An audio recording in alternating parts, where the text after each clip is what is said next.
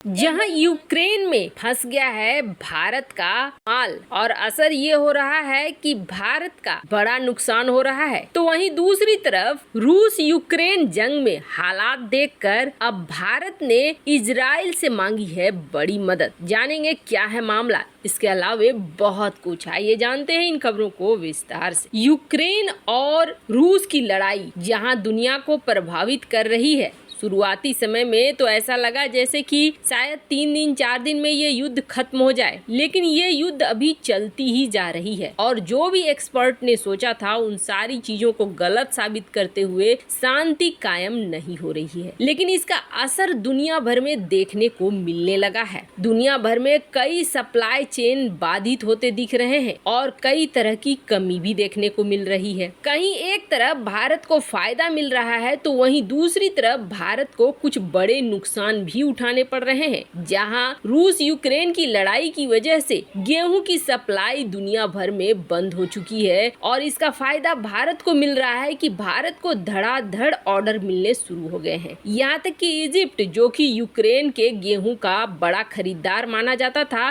वो भी अब भारत से गेहूं ले रहा है। पहले तो इजिप्ट ने भारत के गेहूं को रिजेक्ट कर दिया, लेकिन इजिप्ट से आई खास टीम और इस खास टीम को भारत ने दिखाया कि आप हमारे सीधे फार्म्स में जाओ और वहां पसंद करो गेहूं, जो गेहूं आपको चाहिए हम वही गेहूं भेजेंगे। और असर ये हुआ कि इजिप्ट ने हमारे यहाँ अपना प्रतिनिधि मंडल भेजा, उसके बाद फाइनल किया गेहूं की किस्म और बड़े ऑर्डर दिए। भारत के लिए ये बहुत बड़ी कामयाबी है कि वापस से इजिप्ट में घुस पाया भारत। तो एक तरीके से भारत को फायदा तो बहुत हो रहा है, गेहूं का एक्सपोर्ट काफी ज्यादा बढ़ चुका है। लेकिन कई ऐसे जगह हैं जहां नुकसान भी उठाने पड़ रहे हैं और इन नुकसानों में से एक बड़ा नुकसान है कि सनफ्लावर ऑयल अब यूक्रेन से नहीं निकल रहा है, जिसका भारत आयात कर रहा है। वहीं दूसरी तरफ भारत का रेलवे बुरी तरीके से फंस गया है। दुनिया भर में रेलवे के पहिए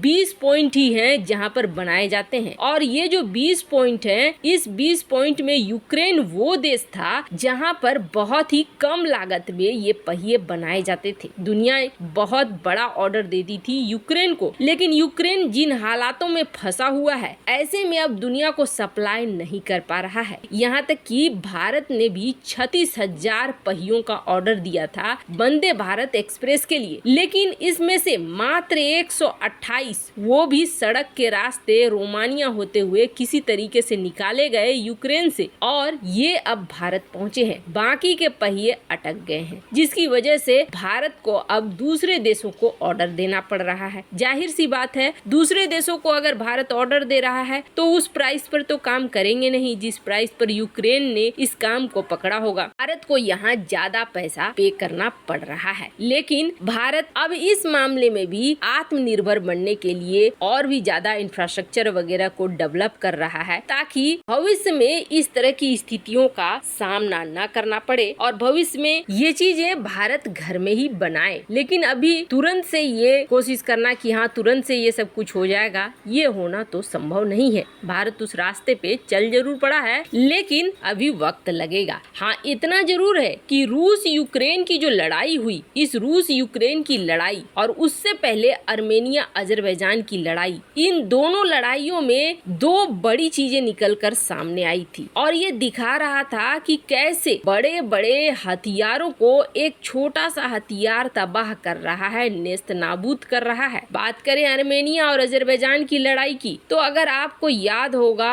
कुछ ऐसे फुटेज भी उस समय आए थे जिसमें साफ साफ दिखा था कि कैसे ड्रोन बड़े बड़े व्हीकल को तबाह कर दे रहे हैं, टैंक को तबाह कर दे रहे हैं और टैंक जैसी महाशक्तियां लाचार नजर आ रही है। और ऐसा ही रूस यूक्रेन की लड़ाई में भी देखने को मिला कि टैंक एक महाशक्ति होते हुए भी जिसमें बहुत ज्यादा खर्च होता है, उसे छोटे छोटे ड्रोन तबाह कर दे रहे हैं। मतलब ये ड्रोन कमजोर लड़ी को पकड़ चुके हैं टैंक का और इस वजह से ये टैंक पे हावी हो रहे हैं। अब जहां लाखों डॉलर लगे हैं वहां मात्र हजारों डॉलर में तबाह हो जा रहे हैं चीजें, तो ये तो सचमुच चिंता की विषय है। ऐसे में ये दोनों युद्ध के बाद भारत भी जग गया है और भारत को भी समझ में आ गया है कि ऐसे नहीं चलने वाला है। एक तो भारत ने सबसे पहले युद्ध पोतों के लिए और फाइटर जेट के लिए साफ टेक्नोलॉजी का ऑर्डर दिया कि नहीं, जितने भी हमारे युद्ध पोत हैं सब में साफ टेक्नोलॉजी लगे और सारे एयरक्राफ्ट में साफ टेक्नोलॉजी का इस्तेमाल हो, क्योंकि जिस तरीके से मॉस्कोवा डूबी वैसा भारत नहीं चाह रहा है। मॉस्कोवा की गलती भारत दोहराना नहीं चाह रहा है। अब बारी आई टैंक की कि टैंक्स के लिए क्या निकाले जाएं। तो सबसे पहले इंडियन आर्मी टैंक्स को